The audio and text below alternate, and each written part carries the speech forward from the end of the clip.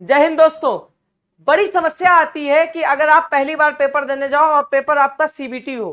Computer based test होने का मतलब होता है कि बड़ी समस्या आना, अगर हमने कभी कंप्यूटर नहीं चलाया है या हमको नहीं पता है कि ये सीबीटी होता कैसे है, तो उसका समाधान आपके बीच में मैं लेके आया हूं और आपको बताऊंगा कि कैसे आप कंप्यूटर बेस्ड टेस्ट की प्रैक्टिस कर सकते हो और वो कैसे कैसे आता है। क्लियर बात है। तो आप सभी को पता होगा कि आप जब एग्जाम सेंटर में जाएंगे आपका बायोमेट्रिक होगा और उसके बाद आप अंदर की तरफ जाएंगे। एडमिट कार्ड के साथ क्या क्या लेकर जाना है, एग्जाम सेंटर पे क्या क्या चीज नहीं लेके जाना है, ये सारी बातें मैंने एक वीडियो में बताई हुई हैं। वो अभी आप जाके हमारे चैनल पे देख सकते हैं। अभी हम देखते हैं कि आपका जो टेस्ट होगा, जो मॉक टेस्ट होगा, वो कैसे होगा। आप सीआरपीएफ की ऑफिशियल वेबसाइट से भी जाके देख सकते हैं, लेकिन उसमें बहुत ज्यादा समस्या हो जाएगी। इससे बढ़िया आप सीधे एक वेबसाइट में आपको बता दूं, वहां जा सकते हैं, G27 डिजिलमा। ठीक है, ये टीसीएस आयोन का है। आप इसके ऊपर क्लिक करेंगे, G27 DIGIALM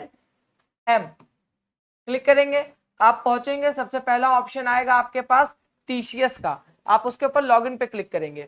अब मान लिया कि आप एग्जाम सेंटर में अंदर आ गए, बायोमेट्रिक वगैरह हो गया, कोई समस्या नहीं हुई, आपका एग्जाम लेट वगैरह नहीं हुए, आप अंदर पहुंचे, आप पीसी पे बैठेंगे, तो आपको क्या होगा, लॉगिन आईडी मिल जाएगी डालने के लिए। उसके बाद आप अपना पासवर्ड, यह आपको एग्जाम जो आपका एडमिट कार्ड होगा उसी पे लिखा होगा ये लॉगिन नंबर। ठीक है, उसके बाद आपका जो पासवर्ड होगा, संभवतः आपका बर्थडे ही होता है, लेकिन इंतजार करिएगा, जब आपको बताया जाएगा, इंस्ट्रक्शन दिया जाएगा, तो ही आप अपना क्लिक करिएगा वो आईडी पासवर्ड। आप एक चीज लेकिन कंफर्म कर लीजिएगा, जब आप स्क्रीन पे बैठेंगे तो यहाँ कोने में आपका नाम और आपका जो एग्जाम होगा उसके बारे में फोटो के साथ आ जाएगा।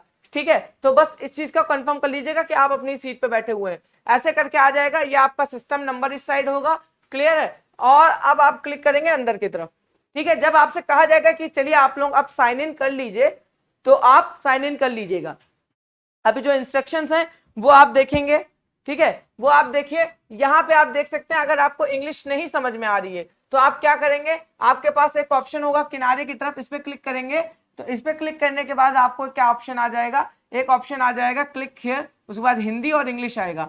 आपने हिंदी क्लिक कर लिया, ये अब क्या हो जाएगा, ये चेंज हो जाएगा हिंदी के अंदर। क्लियर। अब ये निर्देश है, ये सारी चीजें हैं। आपको जो मेन चीजें समझनी है कि आपको घड़ी की आवश्यकता नहीं है, क्योंकि स्क्रीन में ऊपर टाइमर दिखाएगा कि आपका जो 1-2 घंटे का पेपर है वो कितने समय में समाप्त होगा। ये एक मॉक टेस्ट है, आप ऐसे समझेंगे आप। अभी देखिए यहाँ पे ये जो 5 चीजें हैं वो सबसे इंपॉर्टेंट है, वो देखने लायक है। जो आप क्वेश्चन अभी तक नहीं अटेंड किए हैं उस पर आपको ये व्हाइट कलर दिखेगा, जो आपने आंसर नहीं दिया उस पर ऑरेंज दिखेगा, जो आंसर आपने दे दिया उस पर ग्रीन दिखेगा, जो आंसर आपने देखा है और आपको समझ में नहीं आ रहा है आप बस उसको स्किप कर दिए, आपने ये कहा कि मैं कंफ्यूज हूं, आगे की तरफ बढ़ जाता हूं, बाद में आके देख लूंगा, वो पर्पल कलर का हो जाएगा।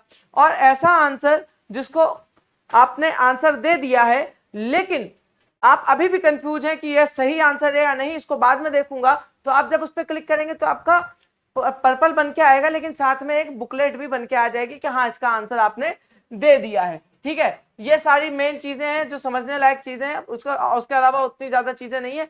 आप सभी को पता होगा कि परीक्षा पे कैसे कैसे जाएंगे, सेव एंड नेक्स्ट पे क्या करना है, फिर मार्क फॉर रिव्यू क्या होता है, मैंने जस्ट अभी बताया। ठीक है, मान लीजिए अगर आपको आंसर गलत लग रहा है, आप उस आंसर को देना ही नहीं चाहते, गलत लग रहा है तो आप चेंज कर सकते हो, लेकिन देना ही नहीं चाहते तो क्लियर रिस्पॉन्स करके भी एक बटन आएगा, मैं अभी बता दूंगा उसको। क्लियर है। तो अभी यहाँ पे देखो ये पेज समाप्त हो जाता है। उसके बाद अभी देखो कि क्या है, यहाँ पे एक नेक्स्ट का ऑप्शन आ जाएगा नीचे की तरफ, यहाँ पे नीचे की तरफ एक नेक्स्ट का ऑप्शन आएगा, उसके ऊपर क्लिक करोगे, फिर ये आपको मिल जाएगा एक महत्वपूर्ण अनुदेश होगा, उसको आप लिखोगे। उसके बाद ये आपका पेपर सेट है कि 25 क्वेश्चन आपके रीजनिंग के, 25 क्वेश्चन आपके किसके, जीएस के, फिर गणित के, फिर हिंदी और इंग्लिश में से कुछ एक के। ठीक है, 100 नंबर का होगा। यहाँ पे जो समय लिखा है वो आपका दूसरा पेपर का है मॉक टेस्ट, इसलिए आपका 90 मिनट लिखा है, वैसे आपको 2 घंटे प्रॉपर मिलेंगे। अभी क्या करोगे, यहाँ पे आपको नीचे की तरफ देखोगे, आप नीचे की तरफ आप पेपर किस लैंग्वेज में देना चाहते हो वो आएगा आपका, तो आप हिंदी सेलेक्ट कर सकते हो, चाहो तो आप इंग्लिश भी सिलेक्ट कर सकते हो। फिर यहाँ पे एक ऑप्शन आएगा आपको बॉक्स टिक करने का, आपने उस बॉक्स को टिक किया। बॉक्स को टिक करने के बाद आप क्या करोगे, I am ready to begin पे क्लिक करोगे। जब आपका इन्विजिलेटर आपसे कहेगा I am ready to begin पे क्लिक कीजिए, तो आप I am ready to begin पे क्लिक कर देंगे। उसके बाद आप देखेंगे ये आपका प्रश्न पत्र ओपन होके आ जाएगा कि आप अपना प्रश्न सेट देखेंगे। ये आपका स्क्रीन है प्रॉपर, एक बार मैं हट जाता हूँ किनारे, अगर आप देख पा रहे हो तो ये देखिए आप, ठीक है।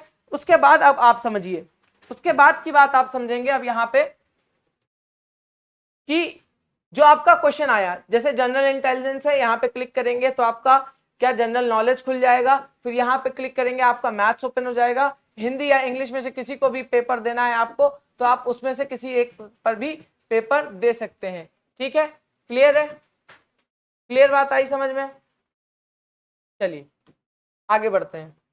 अभी आप देखेंगे ये आपका क्वेश्चन, मान लीजिए कि आपने इस क्वेश्चन को क्लिक कर लिया कि बैल गाय होती है, शेर क्या होता है, बैल का फीमेल वर्जन गाय होती है, शेर का क्या होगा, शेर नहीं होगा। आपने आंसर दे दिया, ठीक। तो अब ये क्या है, अभी यहाँ पे ये ऑरेंज ही है क्योंकि आपने आंसर टिक तो कर लिया है लेकिन इसको आंसर किया नहीं है। सेव एंड नेक्स्ट का ऑप्शन एक आएगा आपके पास यहाँ नीचे की तरफ, सेव एंड नेक्स्ट का, तो आप सेव एंड नेक्स्ट करेंगे तो ये आपका क्या हो जाएगा, ग्रीन हो जाएगा, ठीक है। अभी आप ऊपर देखेंगे ये ग्रीन हो गया क्योंकि आपने इसका आंसर दे दिया। अब मान लो सेकंड क्वेश्चन मैं देखता हूं, निम्नलिखित में से असंगत युग्म कौन सा है, इटली की राजधानी रोम, इराक की मुद्रा क्या है, दिनार, ग्रीस की राजधानी एथेंस। ये देखो यहाँ पे मुद्रा आ गई इराक की, ठीक है। तो आपने ये सही कर दिया, लेकिन ये है कि यार सच में क्या यही क्वेश्चन है, तो यहाँ पे आप करोगे मार्क एंड रिव्यू कर दोगे कि अब देखोगे यहाँ पे आपका पर्पल बन के आ गया और प्लस में आपका क्या बुकलेट बन के आ गई, कि मतलब आपने आंसर तो दे दिया है लेकिन ये अभी कंफ्यूज हो कि आपको इसमें करना क्या है। अभी ठीक है, आगे की तरफ बढ़ते हैं एक बार हम लोग। फिर उसके बाद मान लो कि ये क्वेश्चन है, आपको समझ में आ रहा है कि ये आकृति आपकी इसमें बनी हुई है, दिख रहा है कहीं ना कहीं कि ये आकृति इसमें बनी हुई है, लेकिन अभी कंफ्यूज हो, सोच रहे हो कि यार ये आकृति तो इसमें भी बनी हुई है, वैसे बनी नहीं है लेकिन आप फिर भी सोच रहे हो कि इसमें भी बनी हुई है ये आकृति। तो आप क्या कर रहे हो कि यार छोड़ो, अभी इसको क्या करते हैं, इसको बस हम क्या कर देते हैं, अभी इसके ऊपर हमें कुछ नहीं करना है, ठीक। तो आप सोचोगे कि यार इसके ऊपर आंसर नहीं देना है तो क्लियर रिस्पॉन्स कर देते हैं, वरना अभी मुझे कोई ना कोई ऑप्शन टिक लगाना पड़ेगा। अब मैं आगे बढ़ जाता हूँ, ठीक। अभी आगे बढ़ोगे या फिर आपके मन में आया कि यार ये क्वेश्चन है तो मुझको पता, लेकिन चलो क्या करते हैं, मार्क ऑफ फॉर रिव्यू कर देते हैं ताकि मैं बाद में आके उसको देख लूं जब मेरा एग्जाम खत्म होने वाला होगा, तो ये हो जाएगा। अभी यहीं पे आप देख लो, सारी चीजें आपको क्लियर समझ में आ जाएंगी। अगर आपने ग्रीन यानी आपने आंसर दे दिया है, एक क्वेश्चन है जिसके ऊपर आपने आंसर तो टिक किया है लेकिन आप कंफ्यूज हो, एक क्वेश्चन है पर्पल कलर का जिसपे आप कंफ्यूज हो कि हाँ इसका आंसर क्या हो सकता है, और एक क्वेश्चन जिसका आपने अभी आंसर नहीं दिया है, और ये वो क्वेश्चन होंगे सफेद रंग से जिनका आपने आंसर अभी तक मतलब क्वेश्चन पे ही नहीं गए हैं। अब मान लो आपने सारा पेपर दे दिया, हाँ एक क्वेश्चन और आता है मन में कि क्या मैं एग्जाम के बीच में किसी इधर से उधर कूद सकता हूँ, हाँ जी भाई बिल्कुल कूद सकते हैं एग्जाम के बीच में इधर से उधर, ठीक है। जनरल इंटेलिजेंस, जनरल नॉलेज, ये सब हो गया, ये तीनों तो कंपलसरी है। अब हिंदी और इंग्लिश में से किसी पे क्लिक करोगे, मान लो क्लिक कर दिया, हिंदी आपको देना है, ठीक है।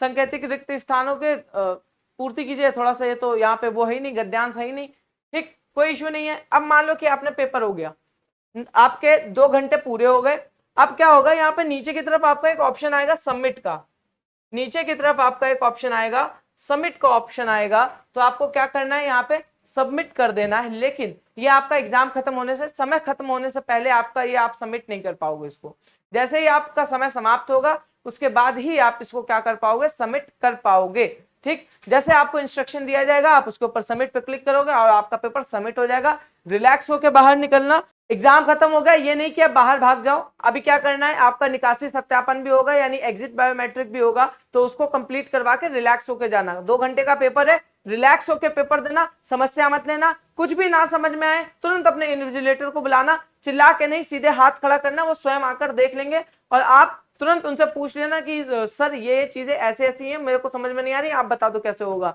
ठीक है। हाँ आंसर मत पूछ लेना, पता चला आंसर पूछ रहे हो, क्लियर है। चलो तो ये रही बात, अगर कोई समस्या हो, अभी भी कोई समस्या हो, डाउट हो, आप मुझसे पूछ सकते हो, ऑफलाइन कमेंट कर लो, कॉल कर लो, व्हाट्सएप कर लो, हम आपके लिए हमेशा अवेलेबल रहेंगे। चलिए तो मेरे साथ जुड़े रहने के लिए आप सभी का हृदय से आभार, बने रहिए वर्धनम एकेडमी के साथ क्योंकि अब मंजिल दूर नहीं।